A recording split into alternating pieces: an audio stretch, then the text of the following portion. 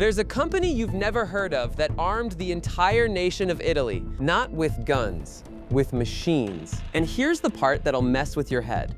This company built one of the largest farming empires the world has ever seen, then quietly deleted its own name from the history books. Millions of these machines were sold. They fed a continent, they rebuilt a country from rubble, and one of them was built completely in secret, under the noses of Nazi occupiers, using photographs smuggled off a battlefield. By the end of this video, you'll understand how a car company you absolutely do know pulled off an industrial disappearing act so clean, most people don't even realize it happened. This is the story of Fiat Trattori, and trust me, it goes places you will not expect. Let's rewind. All the way back to 1918. The First World War is ending, and Italy has a problem that nobody's talking about because everyone's too busy talking about the war. The problem? There's almost no one left to farm. The men are gone, dead, wounded, or still stuck in uniform. The fields are empty, and a country that runs on bread and wine is staring down something terrifying, a nation that can't feed itself. Now here's where it gets interesting. Because there's a company in Turin that mostly makes cars and trucks. You know them, Fiat. And someone inside Fiat looks at this crisis and asks a question that will echo for the next 100 years. What if a machine could replace the men who never came home? So they build one, and on August 14th, 1918, they roll it out in front of the Italian authorities. It's called the Fiat 702, and I need you to understand how insane this thing was for its time. 4-cylinder engine, 6.2 liters, pulled straight out of Fiat's trucks, 30 horsepower. It weighed nearly 3 tons. But here's the twist nobody expected. They didn't just show it off, they put it in a plowing competition against every established name in the business. And the brand new, never tested Fiat 702 won. First time out, beat the veterans, beat the favorites. Word spread across Italy overnight. Farming cooperatives started signing supply deals, and Fiat committed to building 1,000 of these machines. The mechanization of Italian agriculture had officially begun. But before you crown Fiat the king of the fields, hold on, because there was one enemy standing in the way, and it was enormous. His name was Henry Ford. While Fiat was hand-building its first 1,000 tractors, Ford was doing something that should have ended the story before it started. Across the ocean, the Fordson tractor was pouring out of American factories in numbers Italy couldn't dream of. Tens of thousands. Cheap, light, simple. And here's the brutal math. A Fiat 702 cost roughly 5 times the price of a Fordson. Read that again, 5 times. If this were a boxing match, the referee would have stopped it. Fiat was the local underdog with a heavy, expensive machine, going up against the man who invented the assembly line and was flooding the planet with a product that undercut them on every single number that mattered. By every logic of business, Fiat should have quietly given up and gone back to making cars. So why didn't they? Because Fiat noticed something the Americans didn't care about. Italy isn't Kansas. American tractors were built for endless, flat, open plains. But Italy is hills, terraces, vineyards clinging to slopes, wet, sinking soil in the river valleys, terrain that could swallow a wheel and never give it back. And that gave Fiat an idea that would change everything. If you can't beat them on price, beat them on the ground itself. In 1932, Fiat unleashed a machine that could go where the Americans couldn't, the Fiat 700C, the first crawler tractor in Europe.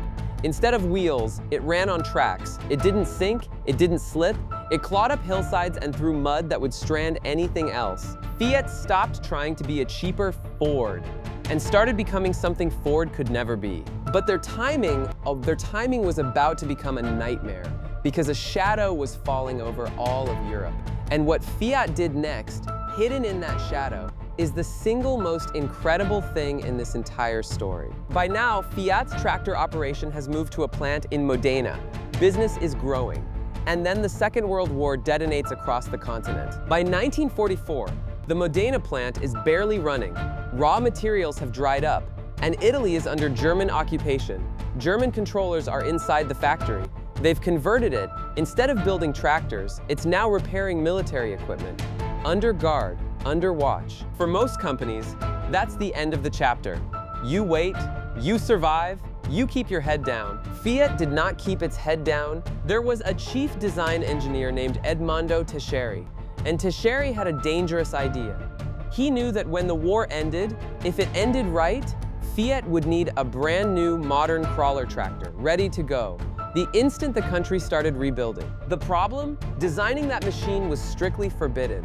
The Germans controlled the plant. Every eye was watching. So Trattori decided to build it anyway, in secret. Now here's the detail that makes this sound like a movie, because it barely sounds real.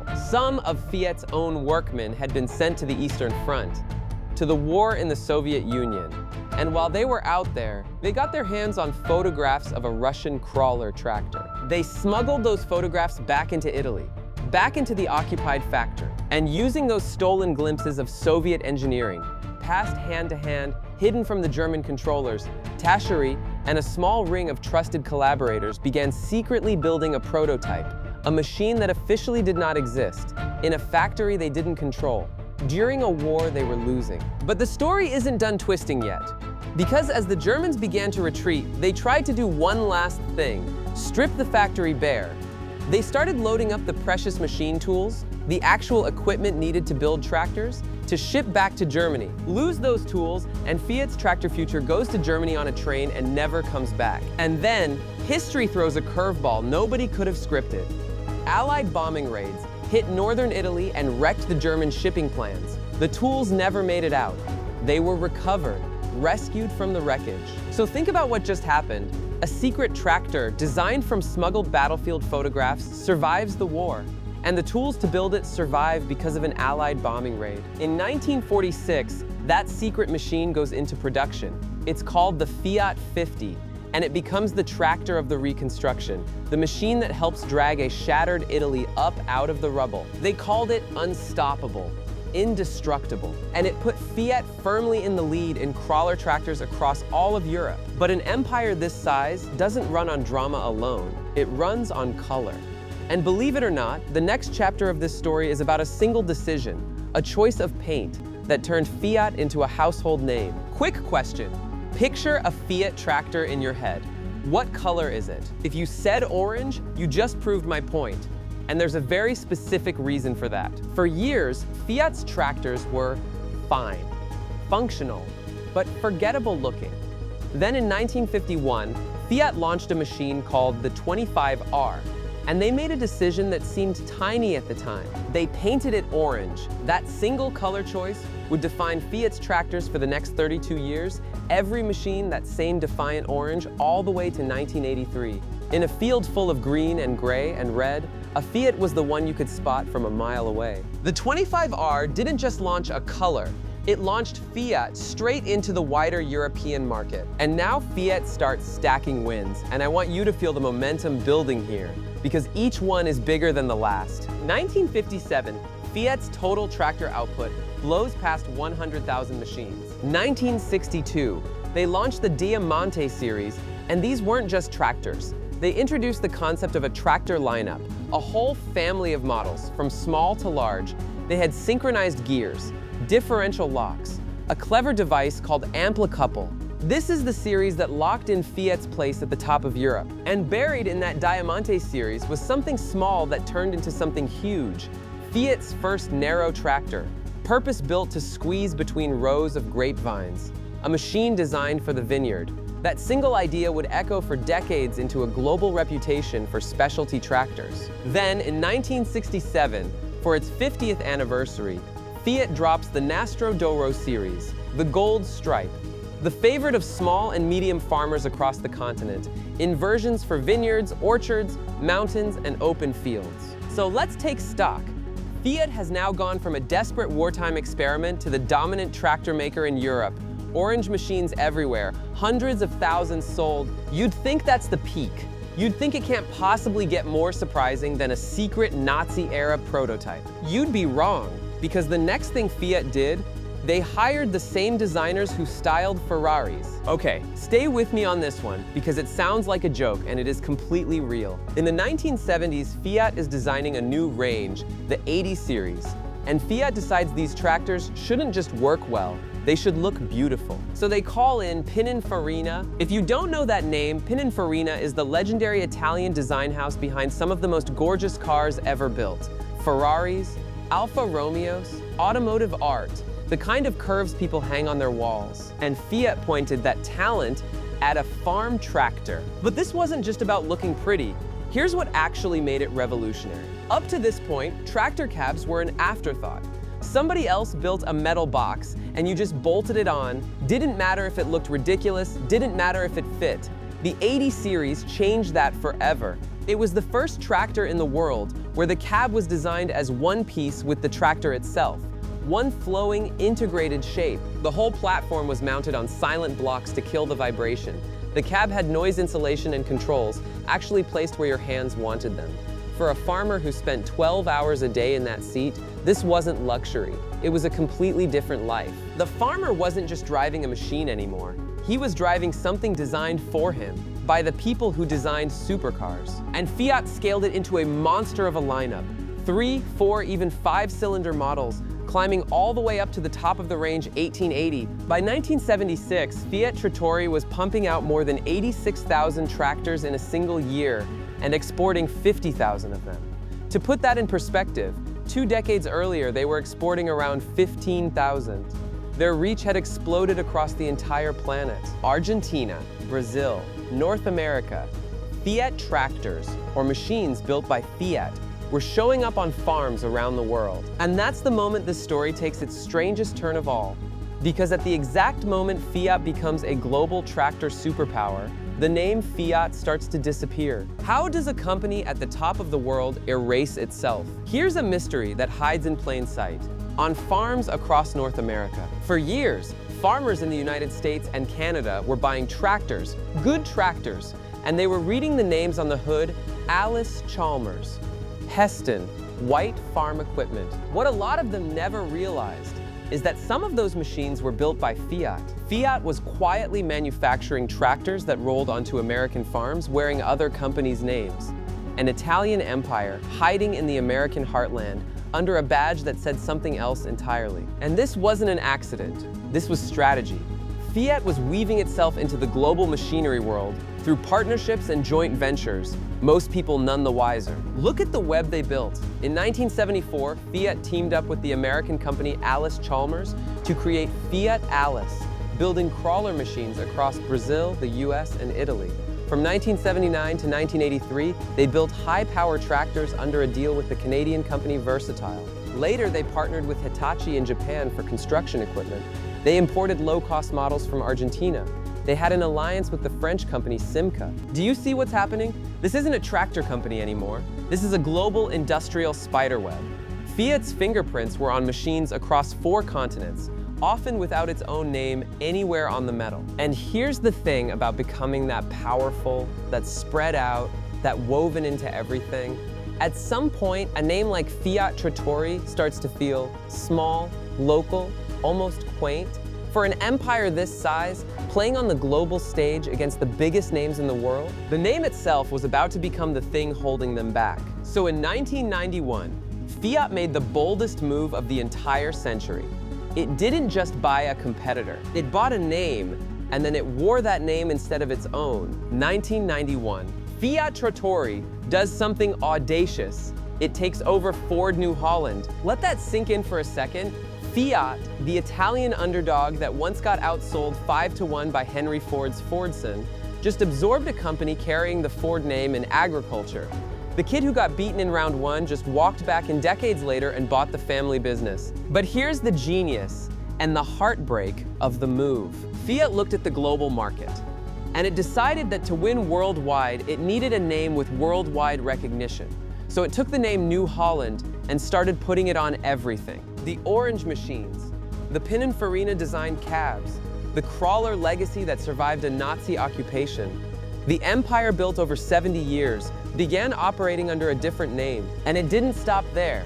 Watch how fast the dominoes fall now. 1999, New Holland acquires the American giant Case Corporation. Together they become CNH Global, a titan of agricultural and construction machinery, and behind the curtain, Fiat is the majority shareholder pulling the strings. 2013, it all merges into a single colossus, CNH Industrial, one of the largest capital goods companies on earth. And somewhere in all of that, in the mergers, the rebrands, the global expansion, The name Fiat Trattori quietly slipped out of the spotlight.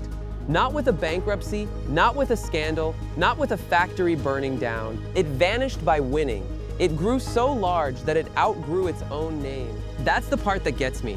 Most forgotten empires collapse. This one dissolved into something even bigger, and in doing so, made the world forget where it all came from. Today, a farmer buying a shiny New Holland tractor is, whether they know it or not, buying the great-grandchild of the Fiat 702, the machine that won that plowing match in 1918. The lineage that ran on stolen Soviet blueprints and Ferrari designers, and a single decision to paint everything orange. The empire didn't die. It just took off its own name and handed it to history. Now, you'd think that's where it ends. The name fades, the story closes, roll credits, except the story refuses to stay buried, and here's the proof. Recently, the company built something strange and beautiful, a one-off concept tractor. Modern chassis, cutting-edge tech, but styled deliberately to look like the original 1918 Fiat 702. A darker premium metallic body with that original Fiat red-orange painted right back onto the wheels. And they wheeled it out next to a restored, genuine 1918 702, the two of them standing together, 100+ years apart. The company literally called the old machine its benchmark. Think about what that means. A corporation that spent decades replacing the Fiat name turned around and celebrated it. Because deep down, everyone in that industry knows the truth. The empire never really disappeared. It just got quiet about where it began. So let's zoom all the way out. Because this is bigger than tractors. A car company looked at a nation that couldn't feed itself and decided to build the machines that would. It got crushed on price by an American giant and adapted instead of quitting. It built a tractor in secret under enemy occupation from photographs smuggled off a battlefield. It survived a world war because of a bombing raid. It hired supercar designers to make a farm machine beautiful. It spread across 4 continents wearing a dozen different names. And then, at the very peak of its power, it made the ultimate sacrifice. It gave up its own name to become something even larger. Fiat Trattori isn't forgotten because it failed. It's forgotten because it won so completely that its name became too small to contain what it had built. And now, you're one of the very few people who actually knows the whole story. Here's what I keep coming back to. How many other empires like this are out there? Companies whose machines you use, whose products you trust, that quietly erased the name that started it all? Because if a farming dynasty this massive could nearly vanish from memory, what else have we forgotten? If you made it this far, you clearly love the stories history left in the margins, the ones hiding behind a badge on a hood. That's exactly the kind of story I dig up here. So if you want more forgotten empires like this one, you know where the subscribe button is.